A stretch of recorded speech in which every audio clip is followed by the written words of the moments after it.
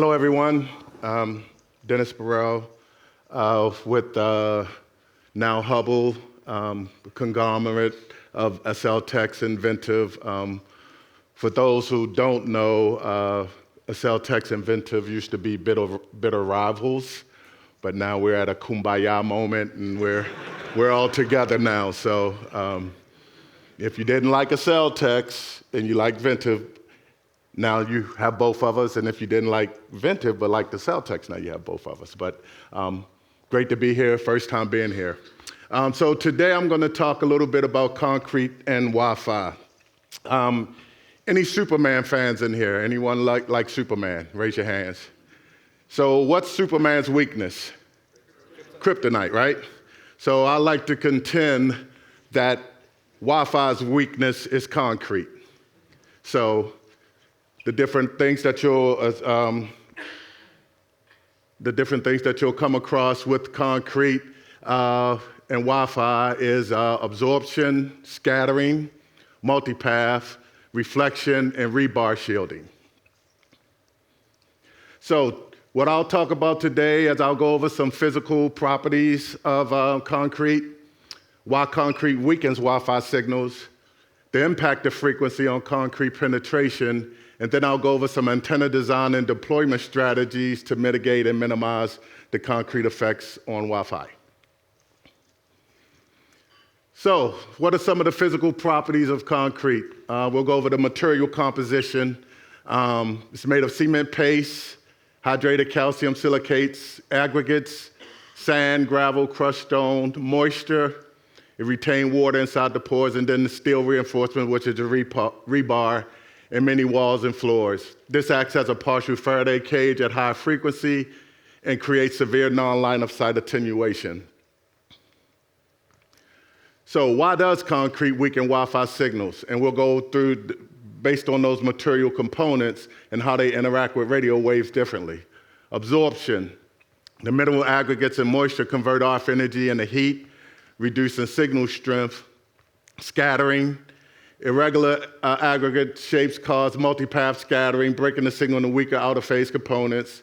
Reflection, dense surfaces reflect off energy, preventing penetration, and then conductive losses from rebar.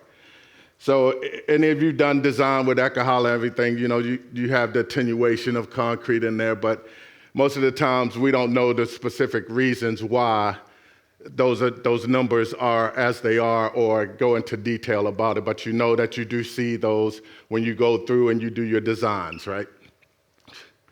So what's the impact of frequency? So we know Wi-Fi operates now in tri-band, 2.45 and 6 gigahertz. These are high-frequency radio waves, relative short wavelengths. So this is a little chart that shows the wavelengths at 2.45 and 6. Most of antenna designs now that are done at quarter wavelength, right? So you want to shrink the size of the antenna so that you want to shrink the size of the antenna so you use a quarter wavelength when you're doing your design. Makes it smaller, makes it more condensed, so you'll see the antennas are getting smaller and smaller because of some of the tricks that you can play with the wavelength and how you can adjust the wavelength by folding the dipole or doing certain things to make the size smaller. We have a line of products that we call small form factor, where we do a lot of tricks to make the antenna smaller. And our current antenna, which is a 4-lead tri-band antenna, 6 dBi gain, we got the size of that antenna down to 2.8 by 2.8 inches square. So the concrete affects Wi-Fi bands differently. At 2.4, you got a longer wavelength, so you have better penetration through concrete.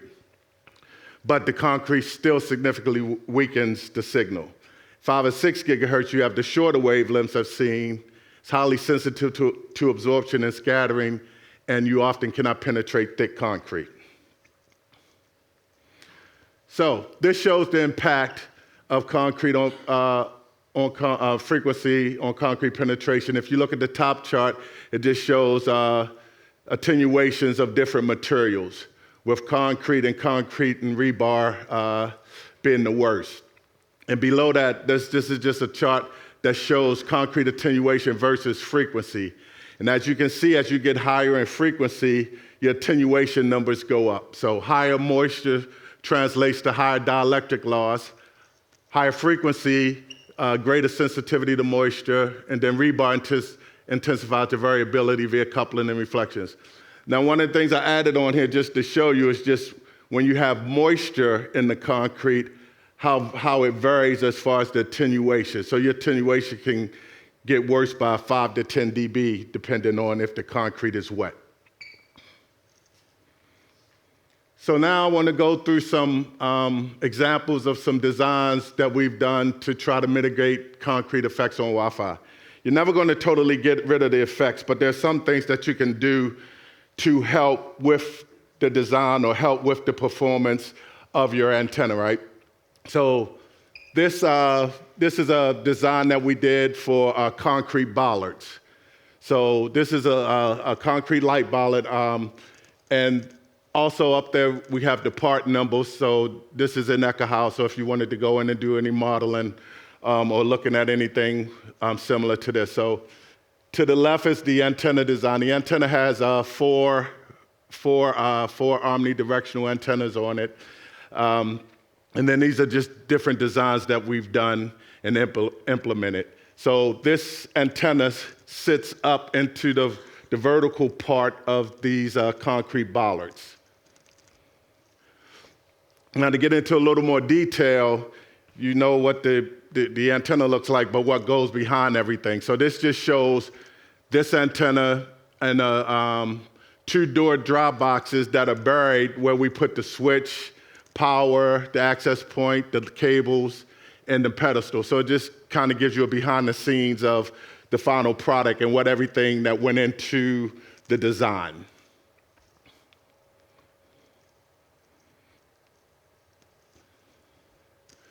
I think I missed one. Wait a minute. No. So this is the antenna. We put it in Echo. To the left is the antenna standalone. And to the right is once we put some concrete around it, just to show what happens as far as the attenuation based on the concrete. So one of the things that you would have to do in an instance is this, is that you would have to space your design so your antenna coverage pattern is much larger without the concrete, so you would have a more denser environment or more APs if you're doing something like this for outdoor coverage. So what happens when you're doing something where you want to actually include the concrete in your analysis when you're designing your antenna? So this shows an antenna design that we did, what we call a floor tile antenna. And what we did was we actually embedded the antenna into a concrete floor tile. So for raised access flooring, we came up with a design where the antenna is actually embedded into the concrete. Low profile design, supports 4, 6, and 8 port APs, tri-band design as well, aesthetically pleasing. It's easily movable within the tile grid, and then it withstands the normal office activities for floor load bearing. So how is this done? So what we do is we mill out this floor tile. So these are standard floor tiles. So we worked with the #1 manufacturer of floor tiles in the US and worked with them on this design where we milled out the middle of the concrete, and then we put the antenna in, and then we seal it. Now, before we did that with the design of the antenna, we used a dielectric test fixture to measure the concrete, the epoxy, and the carpet dielectrics. And we took those and we put them in a numerical analysis when we was doing the design of the antenna. So we took all of those parameters into account when we went to the design of the antenna. So now once the antenna is actually placed in the concrete, it loads to the frequencies the frequencies of operation once the epoxy is placed over it and once the carpet is placed over it. So it loads it down so that it operates at the band of frequencies and it's resonant at those bands, as opposed to if you didn't do those types of things and didn't take those into account. This just shows the characteristics, the spec sheet, showing the gain, the radiation pattern, and the loading. So this has the standard loaded. The load capacity of this is the same as the load capacity of the floor tile antenna before we milled it out and put the antenna in it. So there's no degradation in the load specifications. And also there are two types here based on thickness and based on the load. And there's a larger, this is a 1250, there's a 1500, which is slightly thicker, which has a larger load characteristics. And you want to use that if you're going to be rolling more heavy material or objects over it. So this is just how we came with the design, the radiation pattern with the, and it just shows how we're radiating above the floor. So below the floor, you see the light areas above the floor. This was optimized so that at 2.5 feet when you're at your client device, it's typically at 3 feet. So we kind of maximize it at 2.5 feet where you would get maximum radiation starting there. And below the floor, you don't have any radiation. And then we also put absorber material on the cables to minimize the radiation below the floor. So, some people may be concerned about stepping on something, an antenna that's on the floor, standing on it or something like that, and radiating into the body. But what we ended up doing was SAR testing this, so testing it for a specific absorption rate. I know Etsy has a standard here as well to make sure you're not transmitting a certain amount of energy into the body. So we made sure and SAR tested this to make sure that it met the specifications. So this just shows the deployment in an office environment. But what I wanted to show is once you're under the floor, how do you mount the AP? So we came up with a pedestal design where you just snap the AP onto the pedestals that hold up the floor tiles. Why do you keep it secret, man? It's like the first time I see these things. It's amazing. So these two pictures here are a couple of buildings where these may or may not have been deployed. Just a probability. So just food for thought what this may have been done in some certain places, Fortune 1, 2, 5 companies or something like that. But one of the things, once we did this, Wi-Fi 6E came out. Now with Wi-Fi 6E, and you have companies that want to move to 6E, they can't use external antennas in the building for 6E. So if you got this type of design, what do you do now? Because this is a totally aesthetically pleasing design. Nothing's on the ceilings, nothing's on the walls. Everything's on the floor or under the floor. So you have to what do you do? So we actually came up with the design to do that. So these are possible, probable types of design. So, and during one of our alcohol webinars, we wanted to say, so what would we do for a future type of design? So we said, what about the Millennium Falcon? So, well, we had a good time playing with this and doing a floor tile design for the Millennium Falcon. So I was actually talking to Stu at lunchtime, and we were talking about some of the theme parks where he's worked with the theme parks with some of the alcohol stuff that they do, and I've worked with the theme parks on some of the antennas implemented and theming.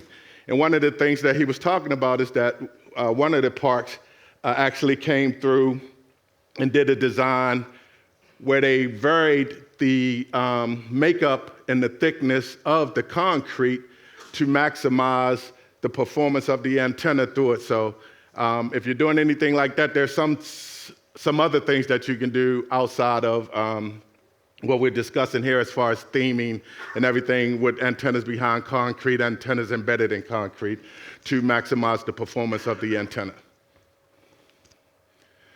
So this is the design that I was just talking about as far as a future-proof or Wi-Fi 6E design, right? You can't have external antennas. So what we did was we took that same concrete floor tile, but this time what we did, instead of embedding antennas on the top, this shows the top and the bottom view, and these are actual antennas. We actually milled out what we call some RF transparent windows in the back of the floor tile. So with these off transparent windows, we take a tray and we put it below it.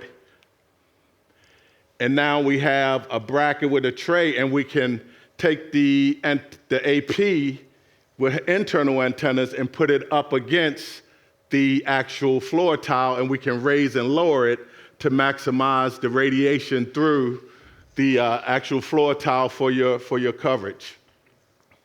So this just shows a couple of iterations of the actual tray to what the final design of the tray is. And that the access point can be raised and lowered to maximize performance through the concrete.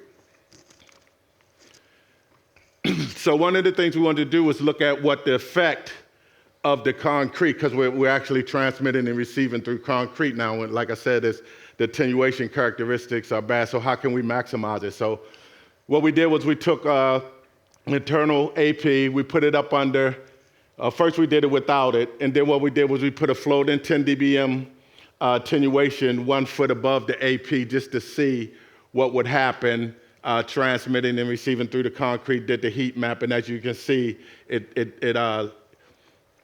changes the coverage pattern based on what's going through the concrete. Now, the floating floor was 1 foot above the AP. We can make that better because the actual AP in that tray that we use, we can actually put that AP right up against the concrete. But we just wanted to get an idea of some of the things that we may see based on this type of design.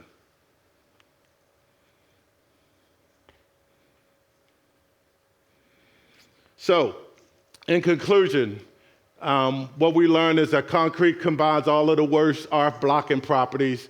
High density translates to strong absorption. Heterogeneous structure means scattering. Moisture, dielectric loss. Rebar, conductive shielding, and thick slabs, long path length. Some of the mitigation strategies that you can use is you can increase AP density.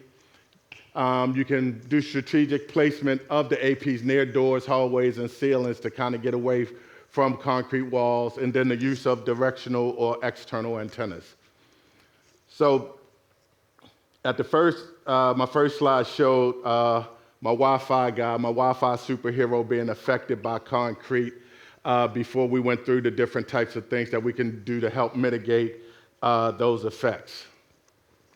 So now my key takeaway is that by doing those types of things, that concrete, which was his kryptonite, can be minimized to not affect him as much, and those things not affected as much if you do some different types of things and you take into account the actual concrete in the design of your antennas. Thank you.